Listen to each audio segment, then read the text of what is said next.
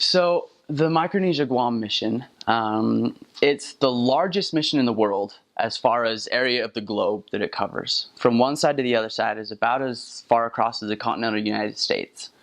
But it has the least amount of landmass of all the missions in the world. So they're all spread out. There are 7 different island groups, basically, that you have. So from, I guess, east to west here, then you have Kosrae, then Pohnpei, Chuuk, Guam, Saipan, Yap, and Palau.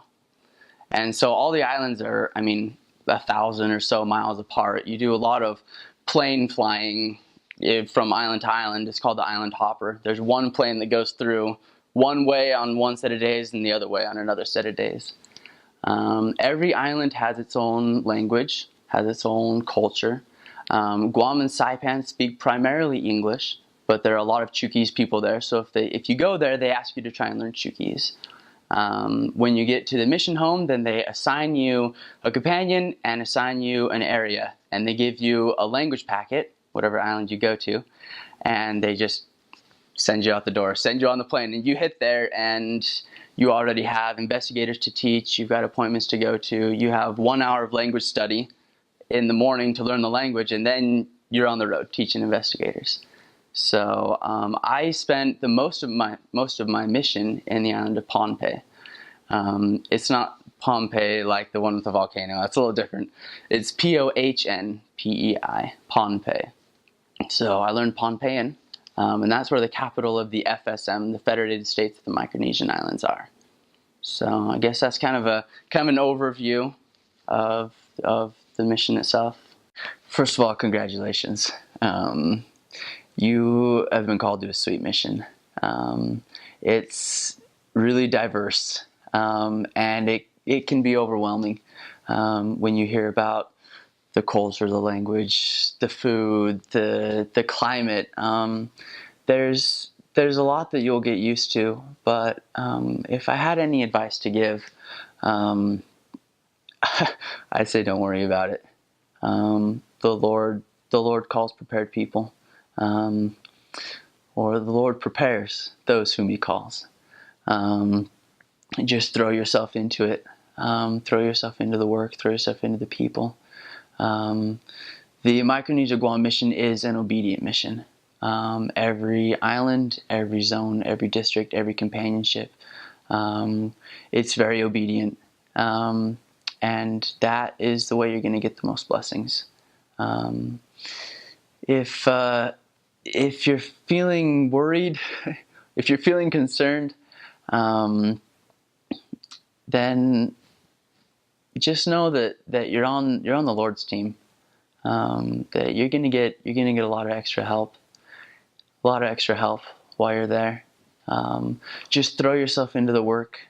The worst thing you can do is kind of hide in your bubble when you get out there. It's a new culture, love it. It's a new people, love them. There are new foods, just try them. Eat them, love them. By the end of your mission, you'll crave them. There's little things to do to get ready. Bring a flashlight. I'd bring a waterproof camera. But the most important thing to do is prepare spiritually. Prepare to testify about the gospel. I wish I had done more preparing before I left. I think every missionary says that. You can't do enough preparing before you go on your mission.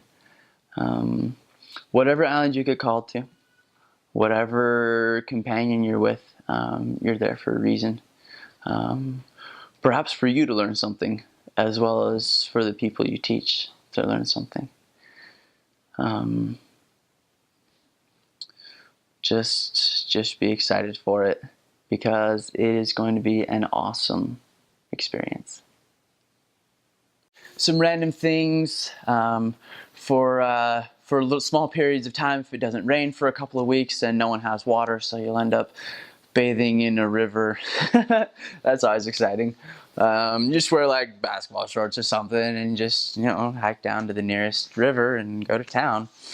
So you leave your shorts on. Pompeians, you're crossing through. Another random fact is some of the cool places to visit while you're there. Guam has a lot of World War II history stuff. That's always interesting. Palau is one of the more beautiful islands. Yap is one of the strongest culturally based islands. I wouldn't recommend Googling pictures of Yap. Culturally, the women there don't wear anything above their waists, which makes it interesting. but just, part of the culture there. Palau has a lake there called Jellyfish Lake that have no natural predators to the jellyfish. So over, I don't know how many years, but the jellyfish have lost their ability to sting. So it's one of the only places, maybe the only place in the world, where you can actually go scuba diving there and be diving amongst jellyfish and not have them sting you. Really interesting. In Pohnpei, there's a place called Nan Madol. Nan space Madol. And it's basically ruins of a powerful dynasty that used to rule Pohnpei. There are structures there, walls, buildings, towers that have been built out of kind of stone logs that were quarried from another place on the island. And to put it in perspective, each of the stones in the Great Pyramid of Egypt are a couple of tons in weight. It's significant to move those. Each of the stones in Nan Madol are 12 to 13 tons in weight. Significantly heavier, and they have no idea what happened to this civilization. They're just these ruins out there that, there's, if you go to ruins elsewhere in the world, it's all roped off, and there are only certain places you can go, but they don't have that there. You just go and you can climb all over these things, and they're super strong, super well-built structures, but no one knows what happened to the civilization there. So that's probably the coolest thing to go see in Micronesia, is to go see the ruins of Nan Madol. If more people knew about it, it'd be the 8th wonder of the world. It is amazing to go out there. And it's that, between that and the world-class surfing at Palaker Pass, that's about all you get for Pohnpei. In Chuuk, they had a number of large naval battles there. And so some of the best scuba diving in the world is to go to the Chukis Islands, the Chukis Lagoon, and to go diving over there, because they have tons of World War II sunken ships out there. And it's pretty cool stuff. Guam is fairly large, and it's almost American. You can get about anything there that you would get here, except for real milk. You can't find real milk out there. I loved milk when I came back.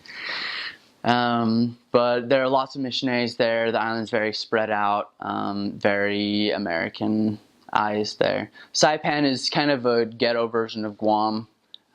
Also very well established. You got plenty of internet there. You got lots of, it's mostly Filipinos on Saipan. But a little more run down, but still very American, speak mostly English there. It's not cultural to show emotion. So to cry publicly is frowned upon, basically. To show outward emotion other than anger, I guess, at a justified cause, then it's pretty frowned upon. As well as signs of affection.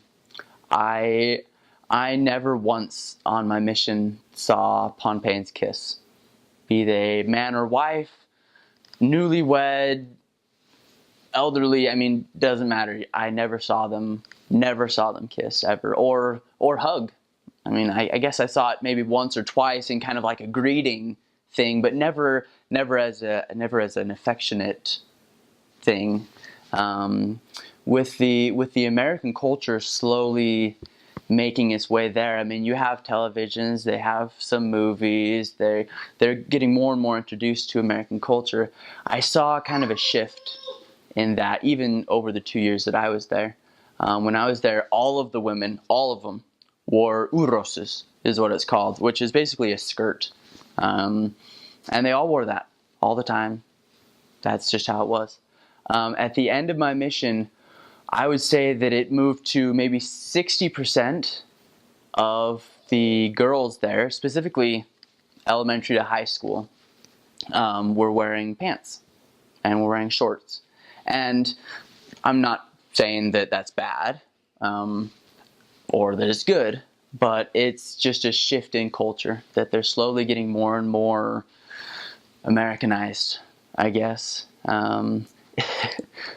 It's kind of funny. I had a couple of elderly Pohnpeian people, a number of them actually, that told me how they didn't like American culture, how it was ruining what they were doing, and yet they're sitting in their cement house eating rice with Spam. I mean, like, it's a battle kind of between the cultures right now, and as the generations move on, then the Pohnpeian culture is slowly being phased out in some ways, except for Sakau. They're hanging on to Sakau pretty hard.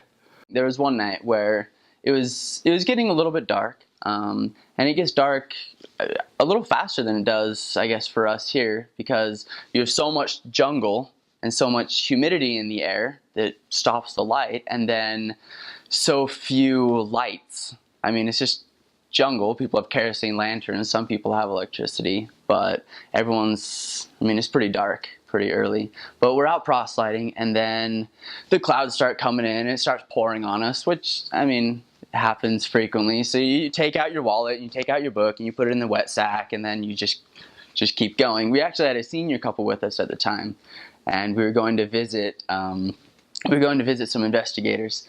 And so we take this senior couple, bless their hearts, we take them, and we go down one trail, and in this trail you have to cross two rivers, essentially. And there's like a little band of rocks that normally is above the river, but was not when we went there. And we were about up to our waist in water, and it's just coming down, soaking us like crazy. I took a waterproof camera, which was actually really, really helpful. But we finally got to the house, and they didn't expect us. They fully did not expect us to come. They're like, no white people trek out in weather like this. But we taught our lesson, and it was still pouring, and we went back through the water and through the rivers and through all the fun, all the fun climate over there. So, I mean, that happens pretty frequently, where you'll be out proselyting or out in the morning, and it'll be just pouring, absolutely pouring rain. I mean, you can't see your hand in front of your face, just dripping wet. And you just get out and proselyte, because, I mean, if you didn't proselyte during those conditions, no work would get done, because it's just like that fairly frequently. So you just learn to be wet and learn to love it, and that's there's the weather for you. It's a little bit different for each of the islands. Some have a little more rain than others, but essentially it's about 85 to 95 degrees all year round, 100% humidity. That's about where you're looking at temperature-wise. And then Pohnpei is the second rainiest place in the world. So lots and lots of rain there. You can expect rain almost on a daily basis. Like, they do have a rainy season and a more rainy season, but it all kind of feels like the same amount of weather. So the missionaries there are actually allowed to wear Crocs instead of regular proselyting shoes, just because in walking in trails and through the jungle and wading through rivers and things to get to investigators, then you just get routinely soaked. We keep all of our proselyting material in a wet sack in our bag, and so that at least our stuff is dry, even while we're sitting in a hut and water's pooling underneath our feet just because we're dripping constantly. Then at least our stuff is going to be dry, so we can teach and do all that stuff. So very humid, very warm, very rainy, essentially. So the other islands, Yap is also very rainy. Palau is a little nicer. It's kind of the Japanese equivalent of Hawaii. They go there a lot for their tourism islandy experience. Palau actually hosted Survivor here a while ago. So not a lot going on out on these islands. Guam and Saipan are a little bit more dry, relatively speaking. I mean, they still get rain frequently, but Chuuk and Koh Sarai are also pretty rainy, but probably a little bit cooler than Pohnpei is. So there's the weather. That's not much to say. Rainy, hot, and humid. The animal life on Pohnpei was actually kind of disappointing. It's not as exotic as far as the animal life goes. I mean, there's lots of dogs, some cats, lots of mice, lots of rats. The insects you would expect to be pretty bad, but all in all, they weren't that bad out there. Lots and lots of spiders, though. I mean, lots of spiders. And these things range from, I mean, super tiny spiders to the pretty typical ones were about that big. Or we had ones that got to be this big. We call those hunter spiders. They were really hard to kill because they're super fast. But they don't stay in webs. So, I mean, you'll go in your apartment, I mean, in your concrete hut, there's an area for showering, and so you'll go in there and there'll be one of those on the wall, and you'll trip out for a second, but you get used to it. Lots of cockroaches. None of the spiders bite. That's one good thing, is that the islanders, the kids will like play with the spiders, and I couldn't do it. I mean, I'm not a big fan of spiders, especially those ones about this big. They're called banana spiders. Really fierce looking spiders. They hold their legs about 2 in front and 2 in back instead of having all 4 spread out. So they look like spider ninjas. I mean, they're pretty cool. But I saw Pohnpeian kids who would just grab these spiders out of their webs, and then the spider would be scurrying around on their hand, and of course it'd drop down trying to get away, and they just grab the spider web as it dropped down, and it looked like they were playing with a yo-yo as the spider keeps trying to drop down and get away from them. And I was like, no way, I cannot do that. Until I saw like this 6-year-old Pohnpeian girl do it. And I was like, all right, I cannot let her show me up. So finally I got one, and it's a weird feeling. I mean, because I'm not a fan of spiders. I'm not like scared of spiders. I'll kill spiders for my little sisters and stuff, but like having that crawl over my hand, and that was pretty weird. But none of the spiders bite, so that was nice. There's one thing you want to be careful of.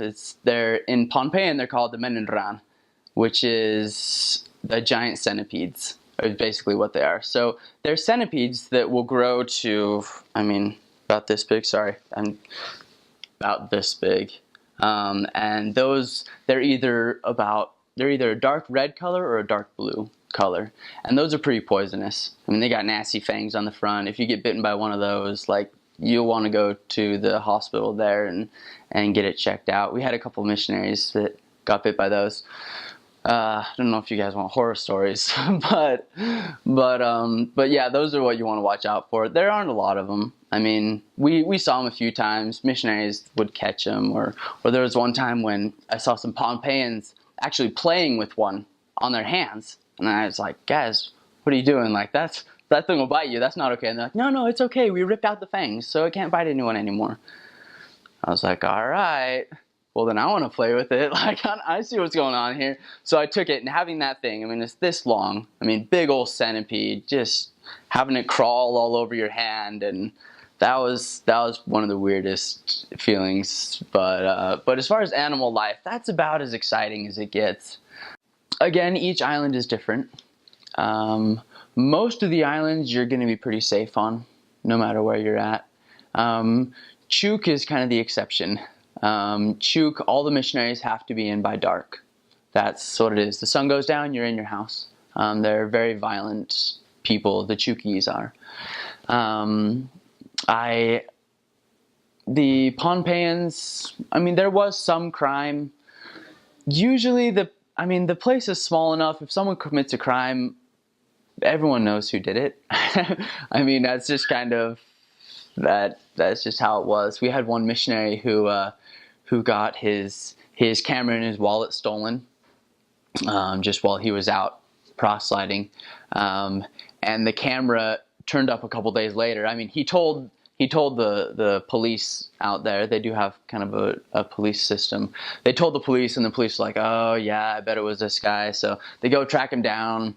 The guy has the camera and has the wallet, and the money's gone, and there's pictures of the guy like doing selfies and like in the companion's camera, like, is way funny.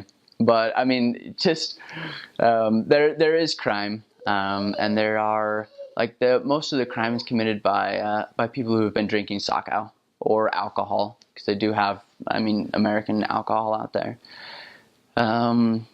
But the Lord just kind of protects his missionaries. I mean, there was one example of I and my companion, we went to visit a house out in the jungle, and the guy had been drinking sakao, and he came out, and he was yelling at us and screaming at us. He's like, "Rani chibon kame elter," like basically, "Today I'm gonna beat up a missionary," sort of thing. And he was asking us like, which one of you wants to go first? And I wasn't particularly afraid. I had a Samoan companion at the time who had done a lot of boxing, and so I was feeling pretty good. But other than the fact that I had confidence in my companion, then I felt peaceful about it, which was weird because this guy's like yelling at my face, and my companion doesn't know Pompeian enough to actually know what he's thinking. So I'm trying to translate for him as he's yelling insults at us and threatening us and stuff. But we just waited, and he's yelling at us and stopping us from leaving. He kept moving in our way.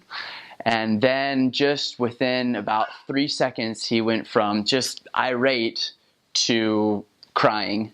I mean, literally, like within 3 seconds, it was like the light turned on, he realized what was going on, and then just completely broke down, and asked us to come back when he was sober so that we could help him, and asked to forgive him again and again and again and again. And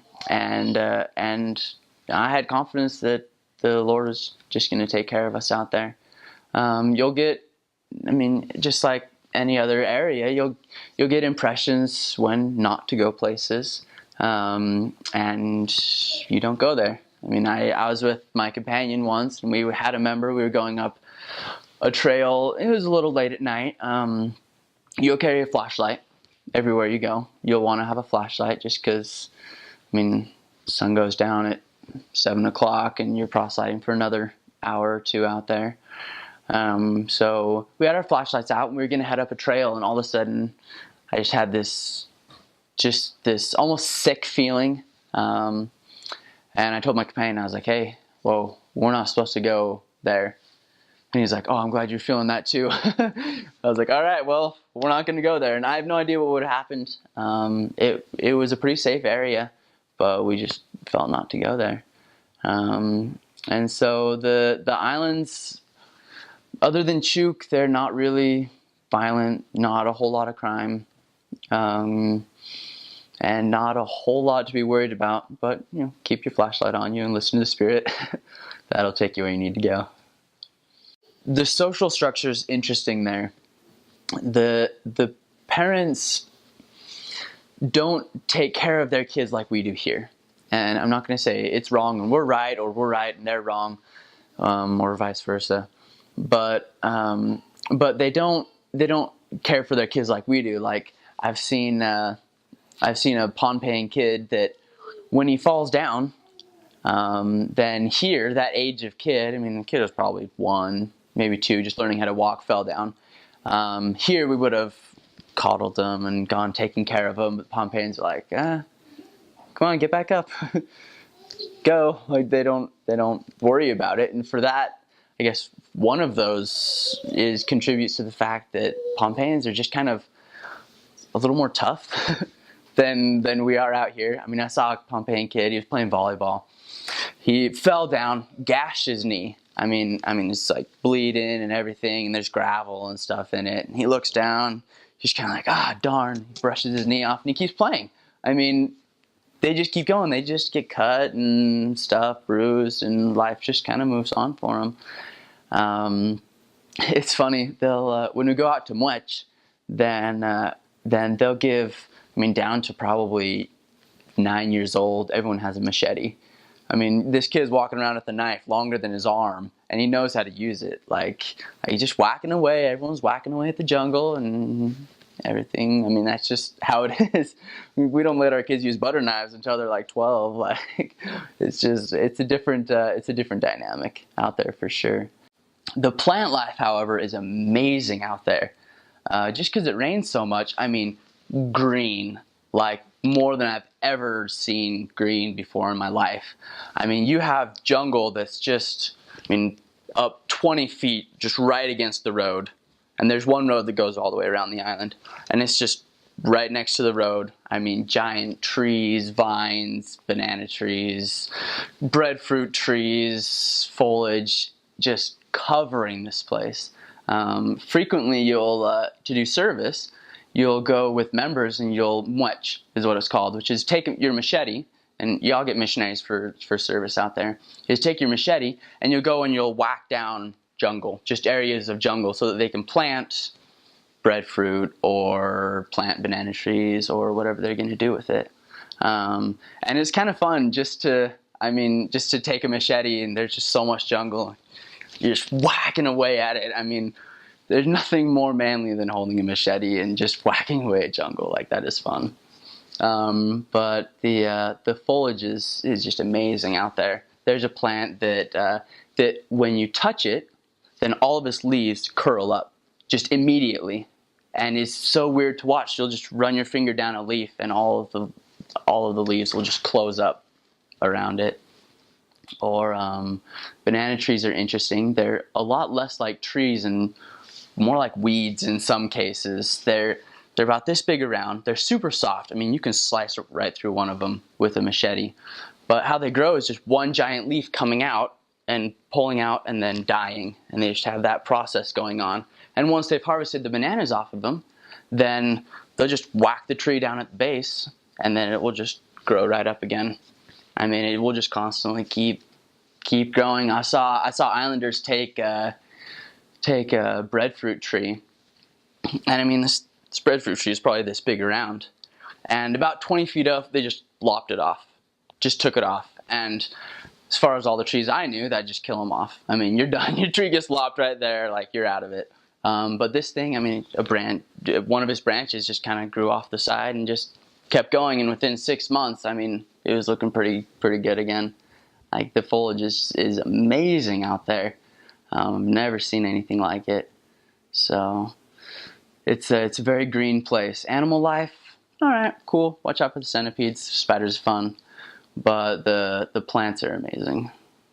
So they have kind of deeply entrenched in their culture sakau. That's the Pohnpeian word for kava, essentially. And kava to the Polynesian islands and to the Micronesian islands are kind of different things. So for Pohnpei, it's a root, the sakau tree. They'll pull out of the ground, they'll clean off all the roots, and then they have these big stones, I mean, big flat stones. You'll get 3, 4, sometimes 8 guys, depending on the size of the stone, just pounding with these big volcanic rocks on the roots. And they'll add a little bit of water, and they'll just keep pounding and pounding and pounding and pounding. And then they'll take a piece of hibiscus, at least that's what they call it out there, and they'll take those fibers. They'll take this mashed up root pulp, kind of, I mean, it looks disgusting, but they'll lay that inside the hibiscus, and then they'll twist it in their arms, and then all of this kind of goop liquid will drain out of it. And traditionally they'll take half of a coconut cup and they'll put it in that, and everyone will have a sip, and it's a little bit like alcohol. It slows them way down, makes them really happy, just makes them super tired. I mean, gives them this buzz. But from what I hear, it's disgusting. I mean, it tastes like dirt, has a consistency of snot, and I mean, it's just gross. But it's kind of, it's part of their culture, is what it is. Anyone gets married, anyone dies, the king decides to have a feast. I mean, it doesn't matter. If you have a feast or any big event, a birth, then everyone will come together and they'll all pound sakau. And you'll hear, just walking down the jungle, some trail, you'll hear kind of a metallic pounding sound because they're using volcanic rocks. And it'll be some family out in the middle of nowhere deciding to pound sockeye. It's gone from culture, though, into something that is very not culture. You'll have people that'll pound sock out and put it in bottles, about this big, glass bottles, and sell it on the side of the road. About $5, $6, $7 a bottle is about what they go for. And that's not part of the culture. I mean, that's just people trying to raise money and trying to get some cash flow. But you'll have people tell you, oh, it's culture. It's all culture. Sockeye is culture. And that's something that's really hard to get people to come out of because it's against the word of wisdom. The general authorities have come out and said that sockeye is against the word of wisdom. The way they do it is so raw and so hard that it's alcohol, basically. And so working people out of that is very, very laborious. One nice thing about being on an island like Pohnpei that gets so much water is most of the water is fresh most of the time. I mean, I know a lot of other countries you'll go and they're like, don't drink the water, don't drink the water. And I drank the local water in and out every day. I never had a problem with the water, just because it just rained like a few days ago at most. If they go 2 weeks without water, it's a famine out there. I mean, it's a drought. But the water's good out there. They do have lots of parasites, lots of fun stuff. Before you come home, then they give you lots of pills to help you get rid of whatever you might have picked up. If you serve in the Chukis Islands, which are probably the least developed of all the islands out there, then you'll get deworming pills once a month that you'll have to take. Because, it just happens. That's just how it is, I guess. You take the pills and life moves on. If you get one, then you wait a few weeks and you take the pills again. It's no big deal. We did have a couple of missionaries that got an amoeba infection just from eating the food prepared by the locals. But the local food is awesome out there, and at most, a couple days in the hospital, and you're good.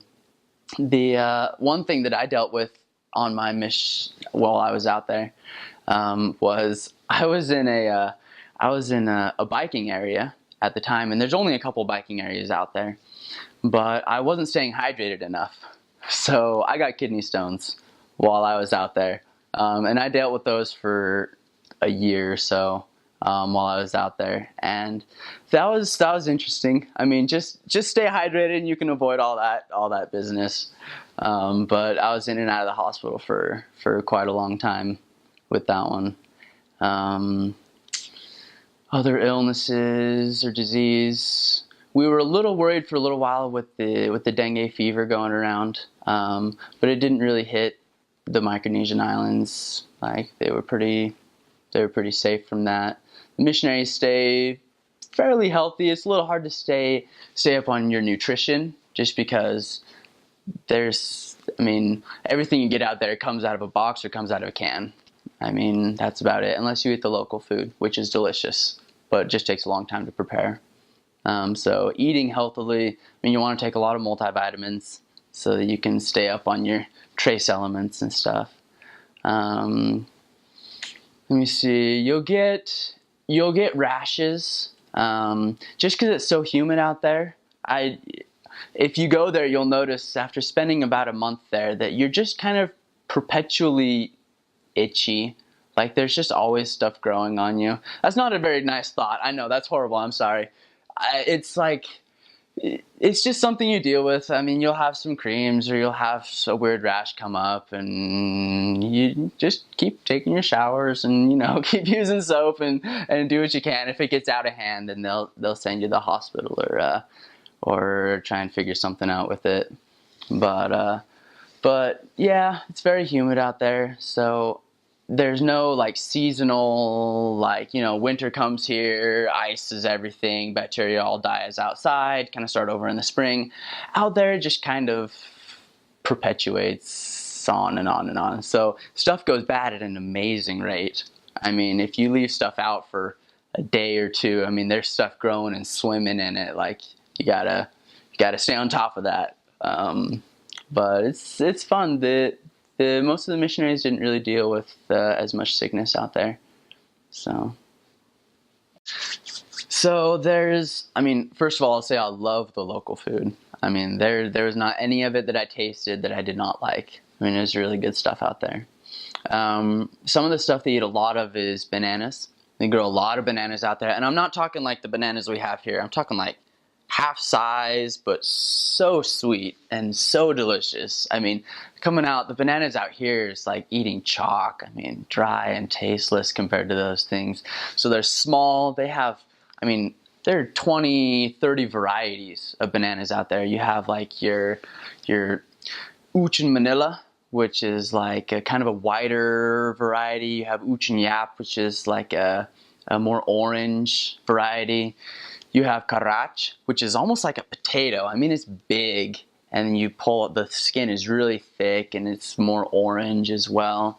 A little more creamy of a banana. I don't even know how to describe it, but they're really good. The bananas, they're really good. They'll eat them fresh. They'll eat them fried.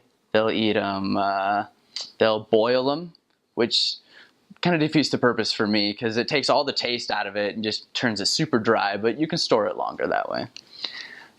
So the bananas are delicious. They eat a lot of rice. They don't grow rice there. It's imported to the country, but they love rice. Eat a lot of rice. Eat rice with every meal. Love it. They eat, when they can, they love like Spam and corned beef, because when World War II went through there, I mean, that was what they were given when the island food wasn't enough. Like after the Japanese went through and the Americans went through, and then they kind of got a taste for Spam and corned beef there, and I love it. Like Spam is awesome. More local food is like a breadfruit. So breadfruit's about the size of a football, and I mean they can get bigger or smaller, but about the size of a football. It's green, and it's kind of a pimply skin on it. You can't eat it raw. It's inedible raw. Ugh, gross. Like you wouldn't want to touch that stuff raw. But what they do is they'll bake it in an underground oven. So they'll light a fire, they'll heat up a bunch of rocks, they'll dig a shallow pit, and they'll line it with banana leaves. And then banana leaves are huge. Like you're good to line with banana leaves. They'll put the rocks in there, they'll put more banana leaves down, then they'll put all the breadfruit in there. More banana leaves, more rocks, more banana leaves. Cover it. And then they'll leave it in there for half a day or so. And then when they pull it out, then it's really hard to describe the texture of these things. It's kind of like a baked potato. More moist than a baked potato. I mean, more moist, a little more chewy, not quite as starchy as a baked potato. But almost tasteless after they've oomed it like that. So they'll put like coconut milk on it, and that's the best. Like with the coconut milk, or sometimes they'll slice it into wedges and fry it. But they eat a lot of breadfruit out there. They eat everything from the sea, everything that comes out of the ocean. I mean, you're gonna eat it. It's great. I had octopus, I had shellfish, I had shark. Shark was delicious. They have what's called sashimi out there, which when you think of sushi here, that's when you think raw fish. Well, sushi is like a piece of raw fish inside of a rice roll. Sashimi is like pull the fish out of the water, wipe off the scales, eat it, like cut slices into it. That's what they do. They have the fish on a plate, which will be freshly fished that day, and they'll cut some slices into it and cut a couple slices this way, and then you'll just pull it right off the fish and eat it, and it's the best thing. I mean, it's delicious. And when they have limes out there that grow. They're quite a bit smaller. They're circular, about that big. But they'll put some lime on it, or they'll put like these ultra hot little peppers on there. They're called sella. They'll put those on it, and that is delicious. Like that's my food of choice right there. Give me some sashimi that's been sitting in sella for a little while. But that is excellent. They eat a lot of chicken. They love chicken. They eat dog. I had dog out there. Dog was delicious, by the way. It was like a roast beef kind of. My family's horrified that I even say that. I mean, because we have a dog and we love our dog. My little sister, she came up to me as soon as I was home, and she said, "You're not gonna eat Lexi, are you?" Lexi's our dog. So yeah, dog was delicious though. I thoroughly enjoyed eating dog. They have another dish out there where they take breadfruit and they mash it up until it's just all mashed up, about the consistency of really thick baby food, I guess, almost gooey. But they'll put it in like a bucket or some other container, and they'll bury it. And I'm talking like for months. Like, it's just sitting down there, and there's something going on, because when they pull it out, that stuff is nasty. That's probably the only food I didn't like. I'll amend my earlier statement. That's the only food I didn't like, was this stuff they had buried for months. They'll pull it out and they'll eat it. I guess the sour rantedness of it, really, they liked it. I don't know, but they ate a lot of that. Top ramen, a lot of ramen as well. I mean, if it's cheap and they can buy it, like, they love it. But I really like the food out there. The food is delicious. They also have what's called betel nut out there. It grows on trees, and it's a nut. It's green, sometimes orange or red, that's about this big when you chew it. If you let it get as large until it falls off, it'll get about this big. And when they chew it, it's about half that size, and they'll take the nut, and if you just take the nut itself and chew it, then historically it's what they used for like medicine for a toothache. Basically, is it will just kind of numb your mouth, and that's about it. That's about all that happens. But what they do is they take it, and in yap and pull out, it's significantly worse. But they'll break it in half, and they'll put a piece of a cigarette inside. They'll close it up and they'll break it off, and then they'll chew that. And then the nicotine and everything in the tobacco gets into their bloodstream. Sometimes what they'll do is they'll take ground up coral, which is basically like fiberglass, sort of, and they'll put that inside the nut as well. And then they'll take the nut and they'll wrap it in the leaf of another parasitic plant out there that's also kind of a narcotic. And they'll take this wad and they'll chew that. And that just stains their teeth red and black. I mean, the juice is nasty. It'll give you mouth cancer, like all sorts of bad stuff come from that. But it's incredibly addicting. And it's a stimulant is what it is. So people, I mean, they'll take a bunch of that to when they go fishing or when they go out in the jungle, and they can just keep working all day long. I mean, chewing that stuff away. And so you'll see the Islanders are really good at spitting. I mean, really good. Even the women and like the little children, like they all kind of have the same technique, I guess. So they'll take two fingers, they'll put it up to their lips like this, and then they'll just arc a red stream of juice. I mean, 4, 5, 6 feet away out of their house. I mean, they're just spitting this stuff all over the place, and you'll see like red stains on the sidewalk, and like people's teeth will just be blood red, sometimes black and falling out. I mean, ugh, it's not a pretty picture. But getting someone off of that betel nut is almost like getting them off of cigarettes. I mean, it takes a long time. It's a long process. And again, the general authorities have come out and said that betel nut, from just the nut to everything else, is against the word of wisdom. So it's kind of a struggle. That's one thing that you deal with is getting people past the betel nut. And just like any other addictive substances, I mean, that's one barrier to getting people baptized, is that they don't like the fact that we ask them not to drink sakau, because they say it's culture, and then to not chew betel nut. So those are a couple of unique things to deal with out there. And you'll have little kids chewing on betel nut. I mean, just from the get-go. Coconuts. I gotta say something about coconuts. Coconuts are so good out there. Like the thick white meat coconut stuff we have out here. I mean, that's the stuff they feed to their pigs out there. Like the coconuts, like out there, when you get them young, then, I mean, some Pohnpeian will shinny up a coconut tree and whack you off a stalk of them and bring it down, and you just take your machete, you just open up the top of it, and when you get them when they're just right, I mean, they're young and they're just sweet, super sweet, and they're almost fizzy. It tastes almost like they're carbonated when you get them at just the right state. And then you hack them in half, and the meat on the inside of the coconut, it hasn't formed all the way yet. It's almost like a white gelatin-like substance on the inside. So you just hack off a bit of the husk and use that as a spoon and just eat the coconut. And that's the stuff they eat. The thick white stuff, they'll like grind that out and throw it to their pigs. Like for us, that's like a delicacy, but for them, that's like, it means the coconut's gone bad and we can't use it anymore. But young coconut, whew, so good and really good for you, actually. Like, it's supposed to be one of the best hydrating drinks in the world. But coconuts, whew, miss coconuts. The Chukis Islands, they're very spread out and very small. Sometimes you only have 2 missionaries to an island.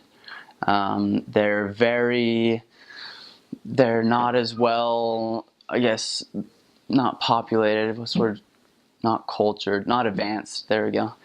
The Chukis Islands aren't as advanced as other cultures, so it's very, I mean, the missionaries, they all live on church-owned property, and they have solar panels to get electricity out there. So you can't keep anything refrigerated out there. I mean, you go into the main island once every 6 weeks or so. You get your stockpile of food and your rice and your ramen and your spam, and then you go back and there you are. You're out there for a long time just by yourselves. That makes the districts really small. Sometimes you only have 2 missionaries to a district. Koshrai is really small. You only have a few thousand people there.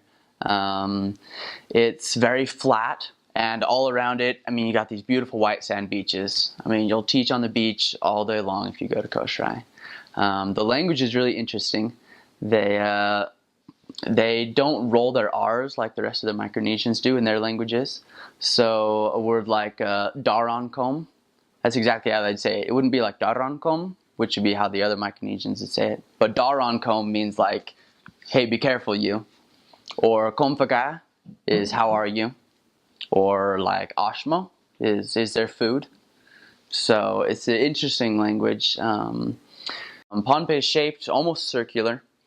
The areas that people live in are far enough apart that within the island itself you have different accents and different dialects, not nearly that far, but people do speak a little bit differently from area to area. And you have one road that goes around the whole island. Then the northernmost part, there's an area called Colonia. That's the town. That's where all the missionaries have to go to do their P-Day, basically, is what it is. So you can't do your P-Day in your area. You couldn't get anything done. So all the missionaries ship into Colonia on Mondays. You do all your laundry. They have internet there. You do all your shopping, then ship back to your individual areas.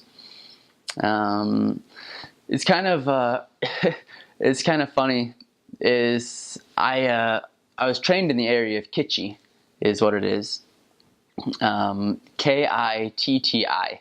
The T's in Pohnpeian make a CH sound, so it's Kichi. And in that area, then like the word for I don't know, for the rest of the island is sese, but for people from Kichi it's saw. All of their s they changed to ahs. So that was really confusing for me when I got out to the rest of the island, was that they were all saying sese or kapwepwe, and I was saying saw and kapwapwa. So that was interesting. But the culture on Pohnpei, it's very, very open, very welcoming, and very, I guess, culture/religion based. It's about half Catholic, half Protestant right now. We've got about 2,000 members on Pohnpei. There's maybe 35,000 people on the island. They have kings there. Each municipality has its cultural king. And I've talked to a couple of them. I mean, I shook the Monsapisabao's hand. He's the highest king of the island. He's the cultural guru of everything.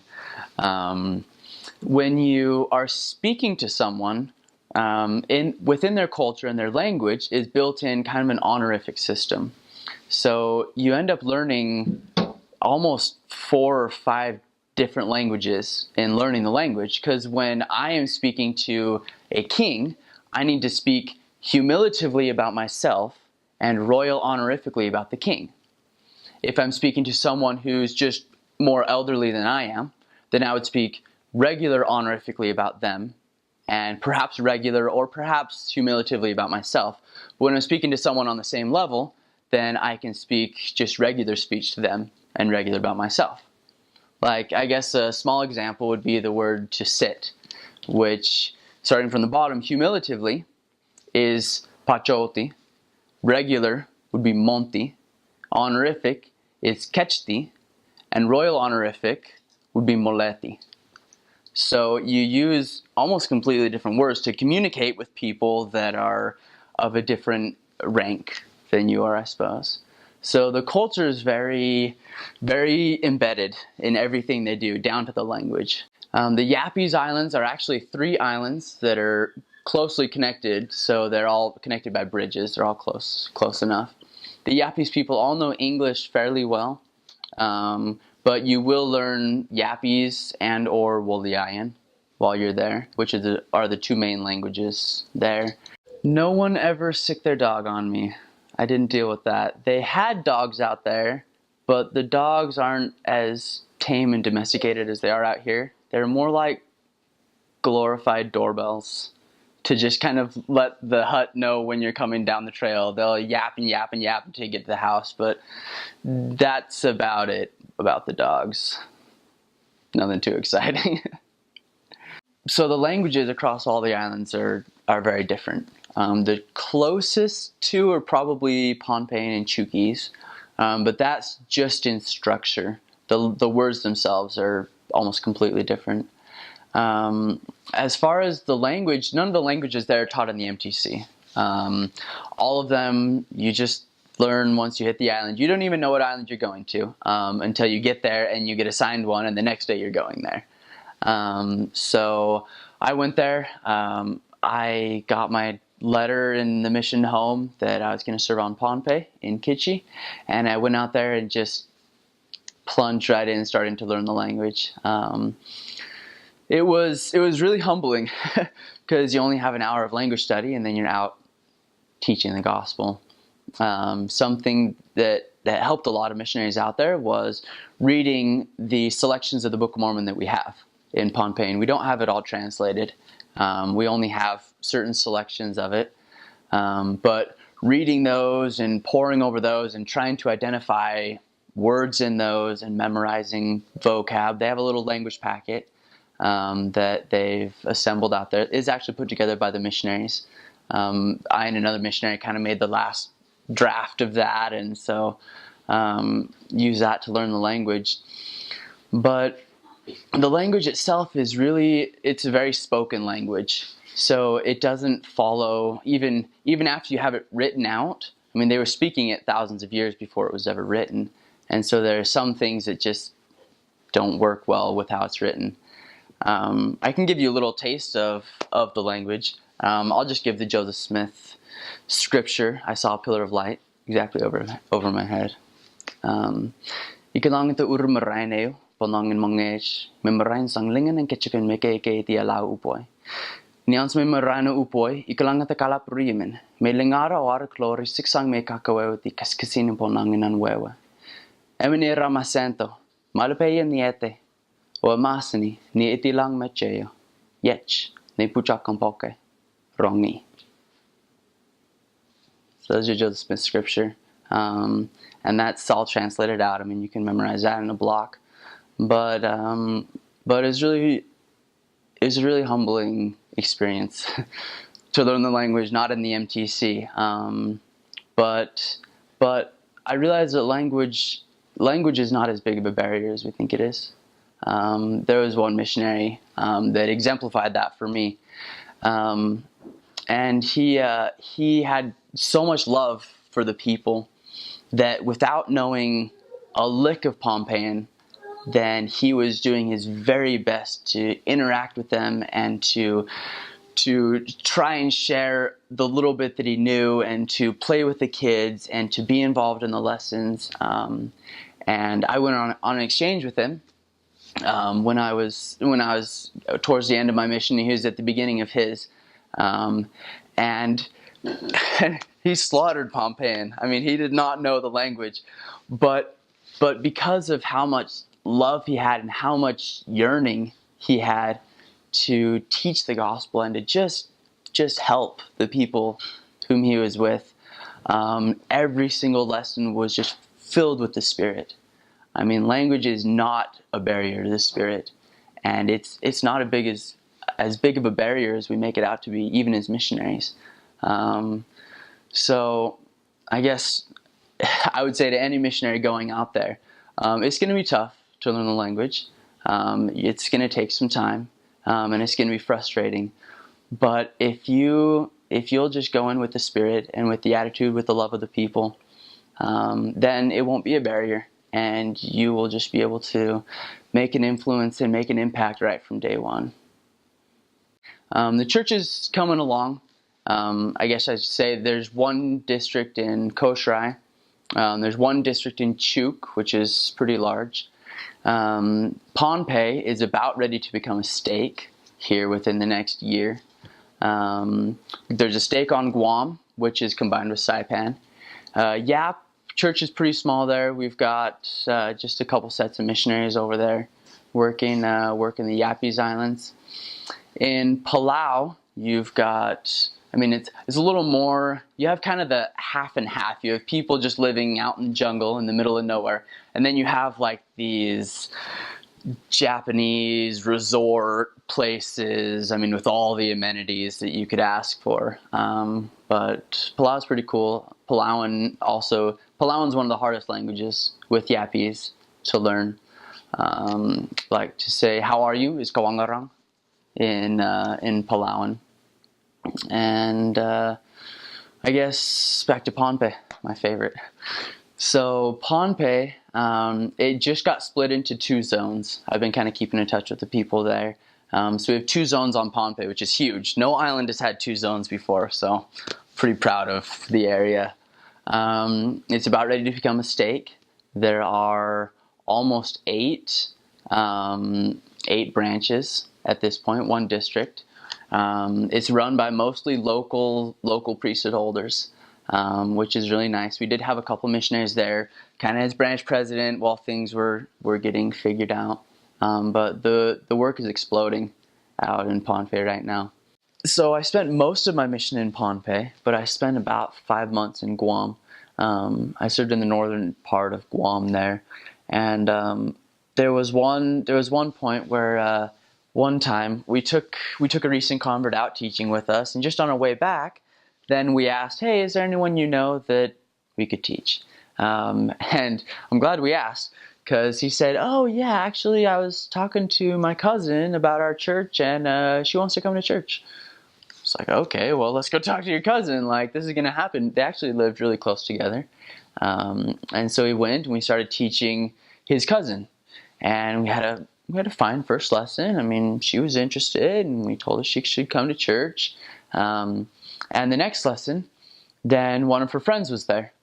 And these girls were, I mean, they were both about 12. But their parents were fine with us teaching them, just kind of whatever. So we taught them, and then the next time we went, then the friend's younger sister was there. And so we taught them a couple of times, and they all got Book of Mormons, and then the next time we went, then her mom was there. And the time we went after that, then her friend said, hey, you should come over to my house. It's just right over that way. I mean, they didn't live in particularly nice housing. It was like kind of tin housing. It wasn't great, but there was just another house just along the way there, and she's like, you should come over to my house, teach my family. It's like, very well then, I guess we can do that. So we started teaching 2 lessons, one to one family, one to the other, and we started teaching the mom of the other family, and everyone kind of started to progress.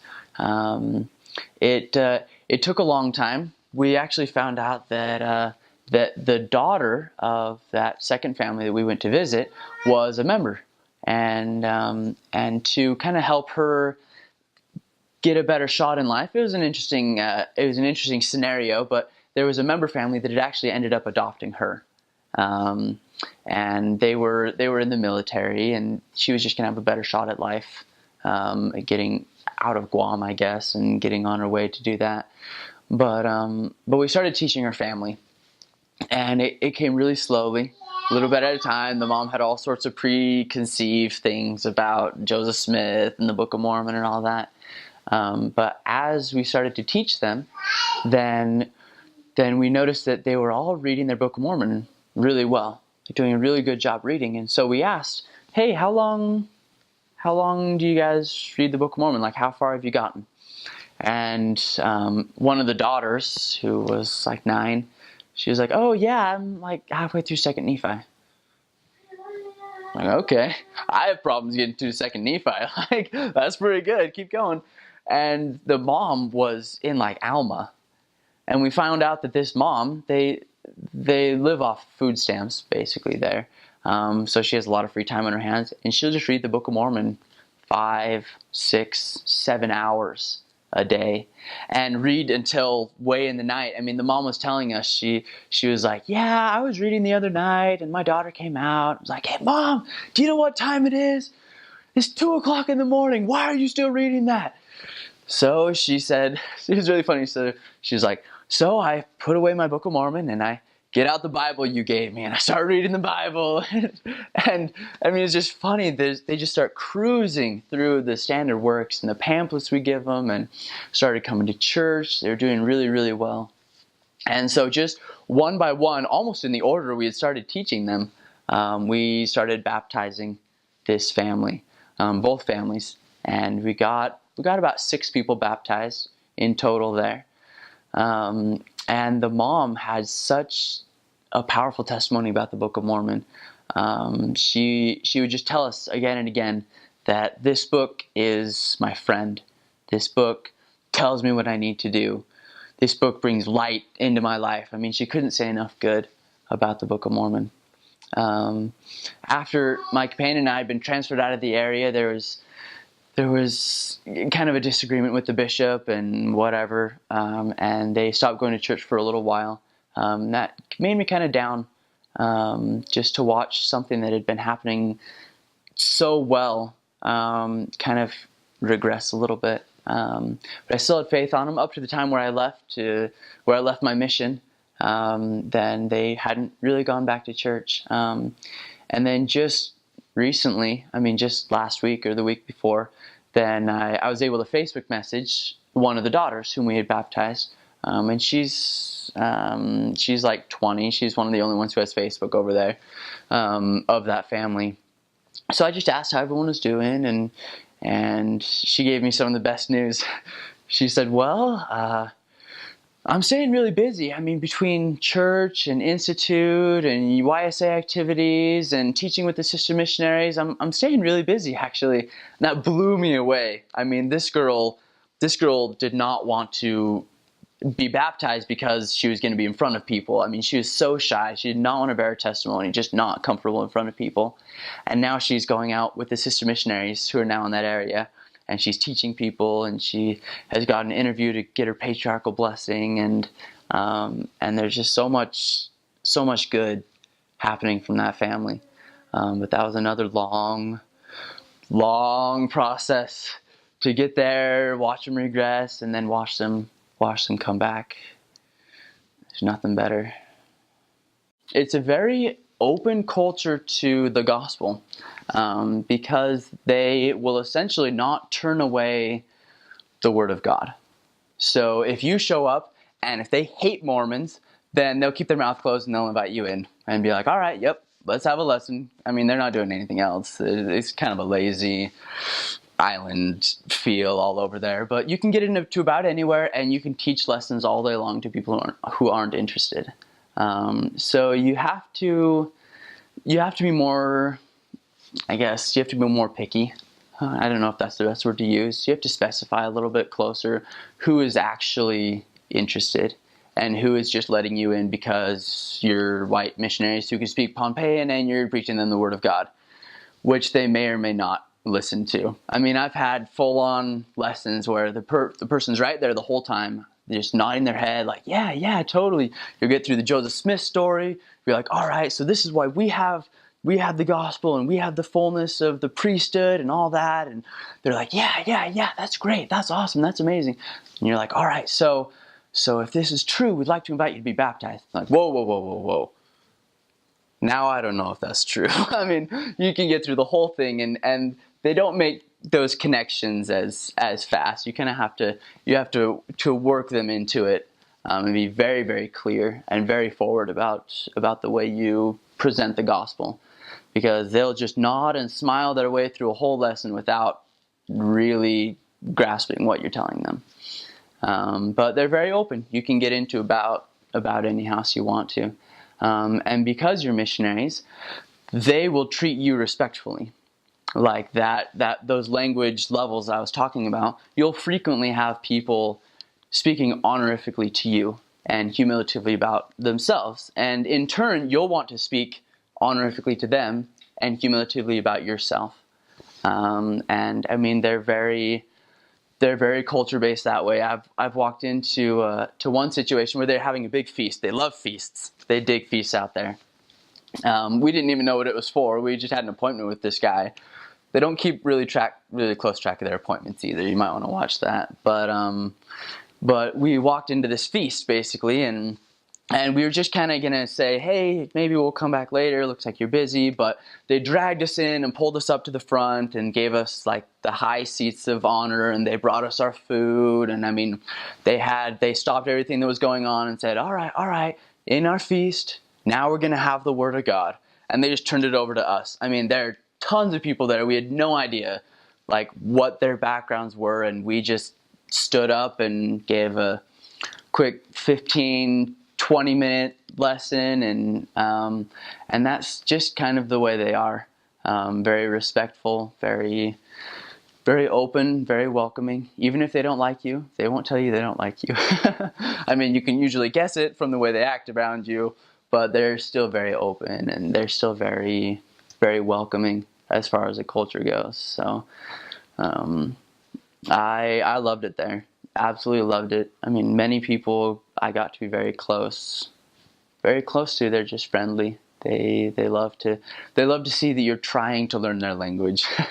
At the end of my mission, I was serving in an area called Palaker, and I was teaching a couple of girls. They were twins.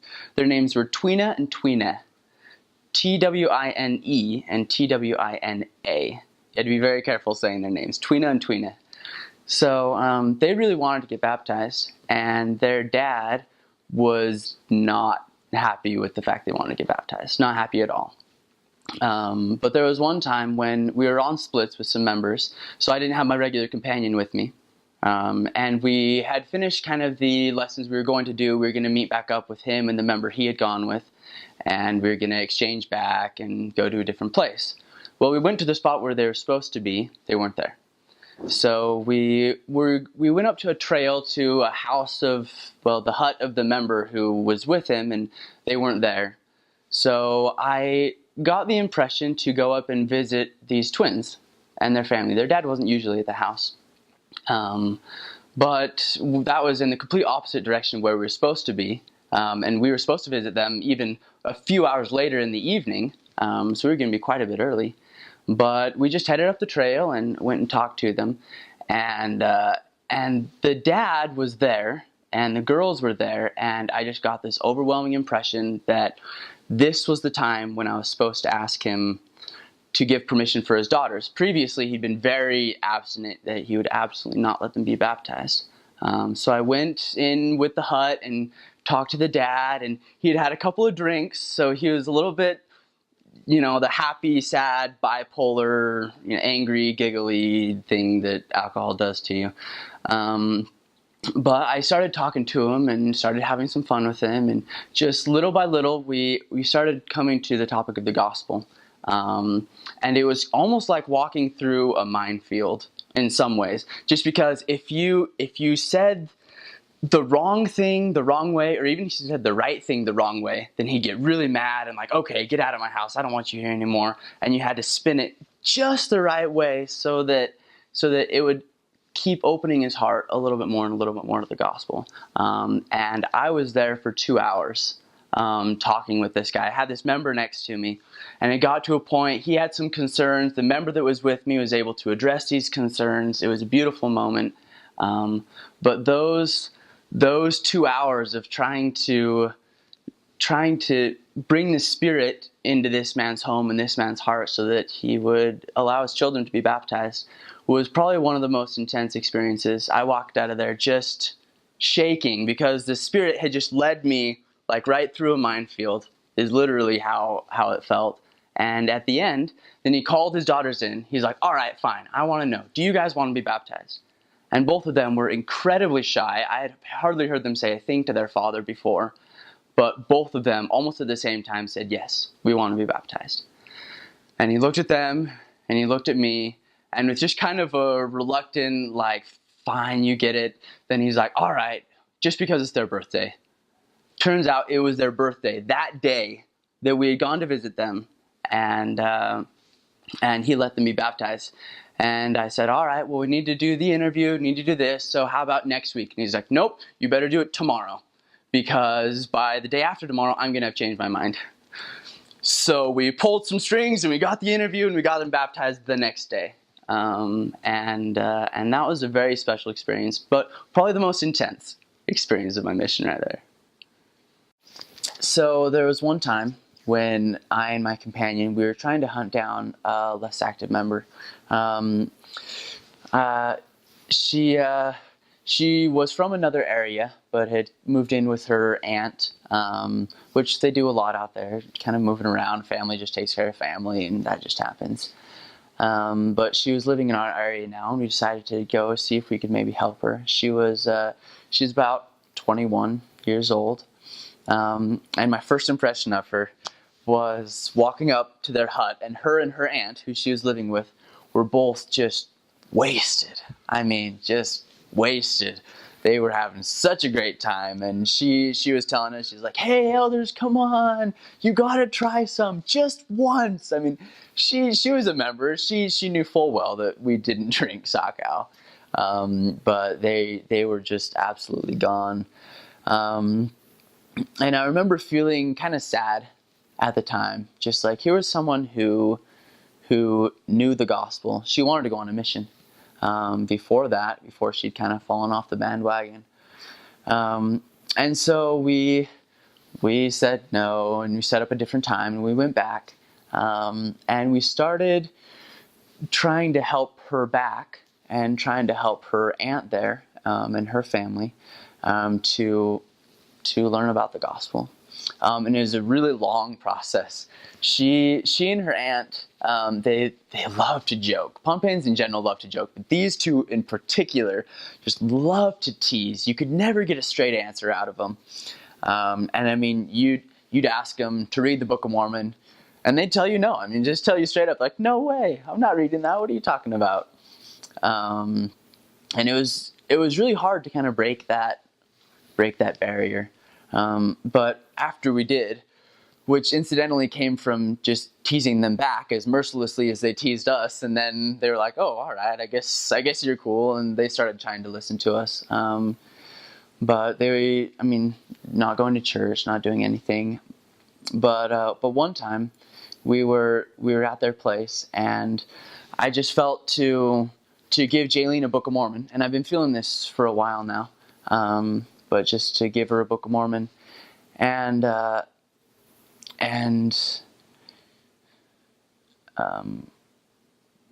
don't know if I should mention her by name.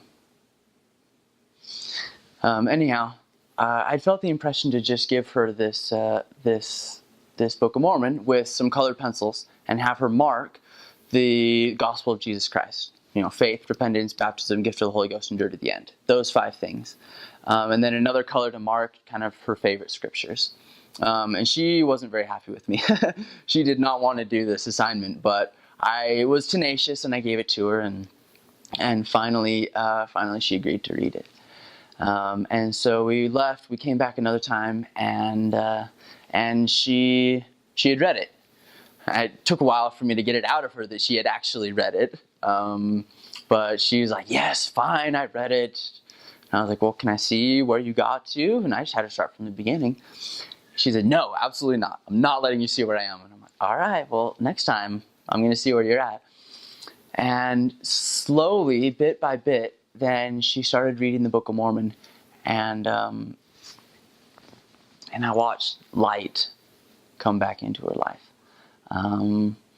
And eventually she came to church, and she brought her aunt with her and her aunt's kids. And slowly, as she's starting to work through the process, she knew that she had to talk to the branch president.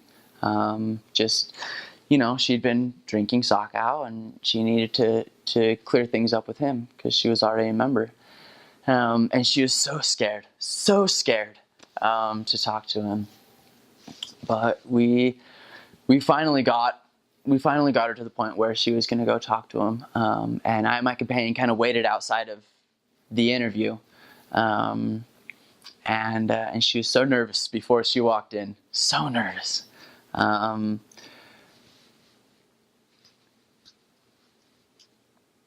when she came out of the interview, I mean, she was radiating, just radiating with light. I have never seen someone so happy to just be right and be clean and be straight with the Lord about their life.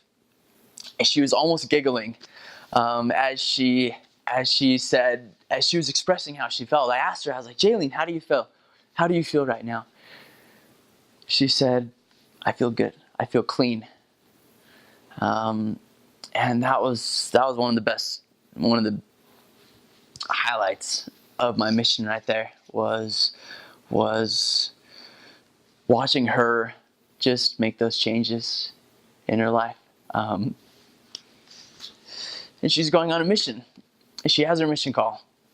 She's actually coming in on Monday, and I and my family are going to go pick her up from the MTC, and my mom's going to be her companion until pick her up from the airport. I'm sorry, until she can go into the MTC on Tuesday, and that's a beautiful thing. In my last area, I was working in an area called Palaker, and we, as missionaries in the Micronesian islands in general, then you have to help the branches a lot.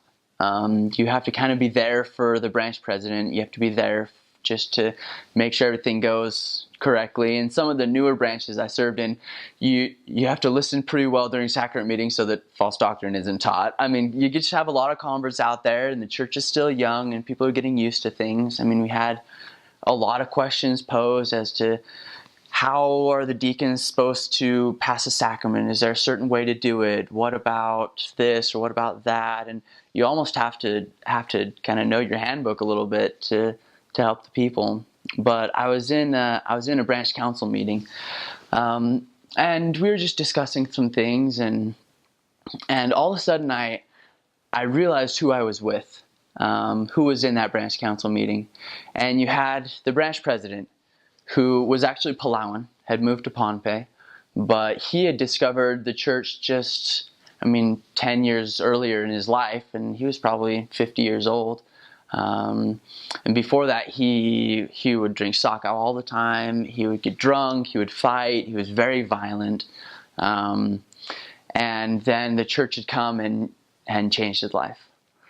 Also in that branch council meeting was his son, who had served a mission, who had gotten married in the temple, who was actually living in Idaho, and had come to visit for long enough that they had given him a calling and kind of pulled him into the branch, and just to see the next generation down. After that, we had a Protestant guy, and his wife, who was acting as the Relief Society president, and he was acting as Sunday school president.